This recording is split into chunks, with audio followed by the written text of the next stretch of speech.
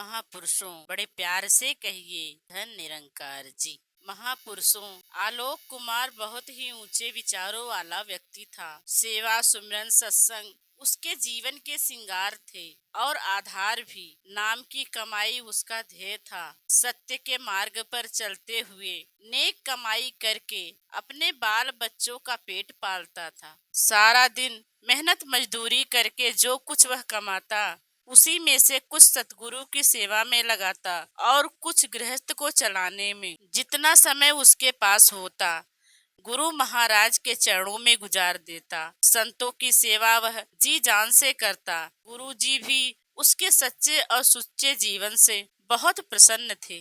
एक दिन की बात है, वह दिन भर का काम खत्म करके गुरु जी के पास ही बैठा था। इतने में एक और महात्मा राजू जी वहां आए।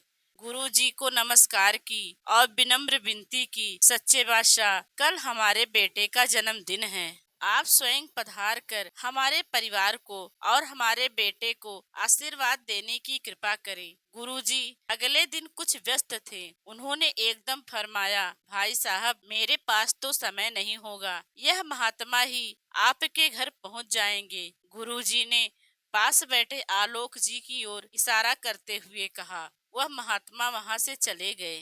दूसरे दिन उस महात्मा के घर बहुत चहल पहल थी। मेहमानों की सेवा में कोई कमी न थी। एक ओर बच्चों की गहमा गहमी थी और दूसरी ओर कई नौकर सबको जलपान करवा रहे थे। इसी रौनक व चहल पहल में आलोक कुमार जी साधारण कपड़े पहने वहां पहुँचे। वह एक कोने में खड़े रहे। नौकरों ने भी उनकी ओर ध्यान न दिया। घर वाले भी इधर उधर व्यस्त थे। आलोक कुमार जी तो सतगुरु का हुक्म मान कर ही वहां गए थे। दातार की लीला देखते जा रहे थे। इतने में राजू जी को आलोक जी की याद आई और सोचने लगे कि यदि मैं इनको गुरु महाराज का स्वरूप कहकर सत्कार देता हूँ तो मेरे यह बड़े बड़े धनवान दोस्त क्या कहेंगे। यह सोचकर उन्होंने उन्हें घर के बरामदे में अकेला ही बिठा दिया और कुछ खाने की वस्तुएं प्लेट में डालकर उनको दे दी और स्वयं अपने दोस्तों के बीच खो गए। आलोक कुमार जी ने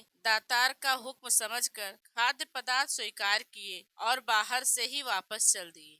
दूसरे दिन राजू जी फिर सतगुरु के पास पहुँचे और कहने लगे, हुजूर, कल आपकी कृपा से बहुत ही अच्छा प्रोग्राम था, किंतु आपकी कमी महसूस होती रही। यदि आप स्वयं वहाँ होते तो हमारे रिश्तेदार व दोस्त और हम आपके आशीर्वाद के पात्र बनते। उनकी बात अभी समाप्त ही नहीं हुई थी कि गुरुजी ने कहना शुरू किया, राजू जी, मैं तो आपके घर आशीर्वाद देने गया था, परंतु आपने तो हमें अपने धनवान मेहमानों से दूर बरामदे से ही वापस भेज दिया। यह सुनते ही राजू को अपने भूल का एहसास हुआ और शर्म से सिर नीचा कर लिया।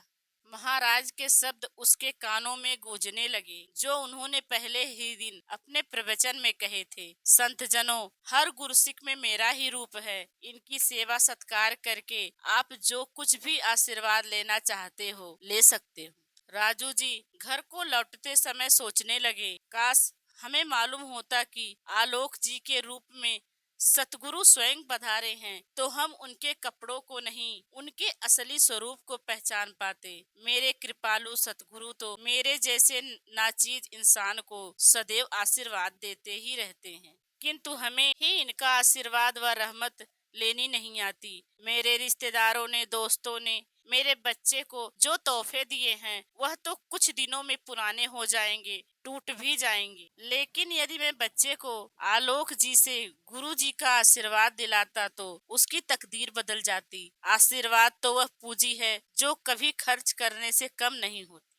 राजू जी की आंखों में पश्चाताप के आंसू थे, जो उन्हें जीवन भर के लिए शिक्षा दे गए कि जब भी कोई संत महात्मा मिले या घर में पधारे तो उसकी सेवा व सम्मान में कभी कमी न रहे। संत सर्वोत्तम होते हैं, नाम धन के साहूकार होते हैं। इन्हें गरीब समझना खुद को गरीब बनाना है, नाम धन से कंगाल होना है। सही तो कहा है, जिनके पल्ले नाम धन से ही सच्चे शाह। महापुरुषों, बड़े प्यार से कहिए धन निरंकार जी।